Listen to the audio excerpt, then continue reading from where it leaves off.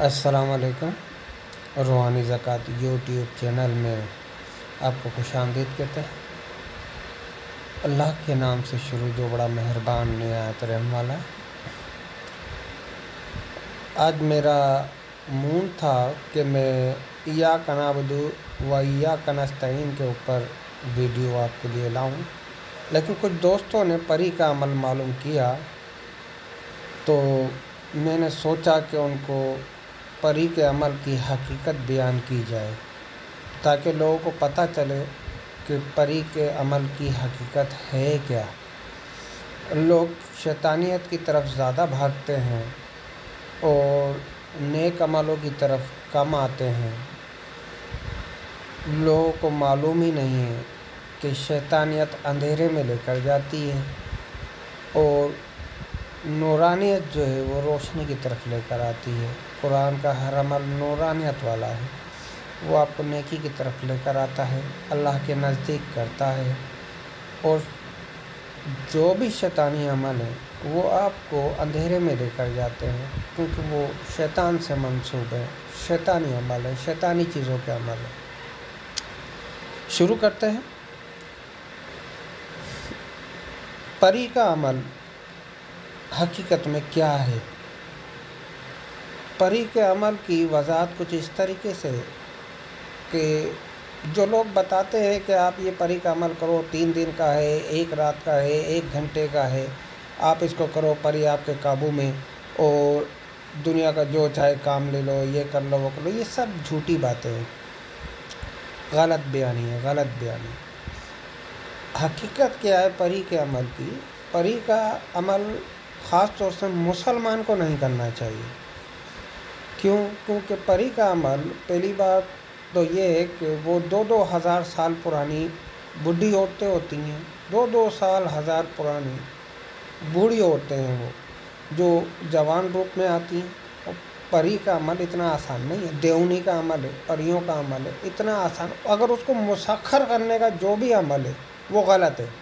क्यों? क्योंकि जब तक आप उसके साथ ज़िना नहीं करोगे वो आपका काम नहीं करेगी। अगर हो भी जाता, बिल्कुल कोई आपको सही बता भी देता, अव्वल तो कोई सही जानता ही नहीं है अमल, ना उसका तरीक़ेकार। अगर कोई जानता भी है तो वो आपको बता भी देता है या अमल करा भी देता है, तो आपको जब तक आप उसके साथ ज़िना नहीं करेंगे वो आपका काम करेगी नहीं।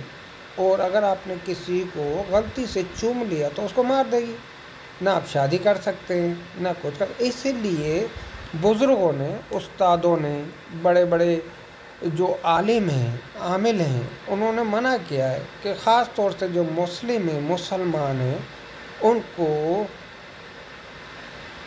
हमज़ात का अमल करना चाहिए, जिनों का अमल करना चाहिए, नेक अमल करने चाहिए, परियों का अमल नहीं करना चाहिए।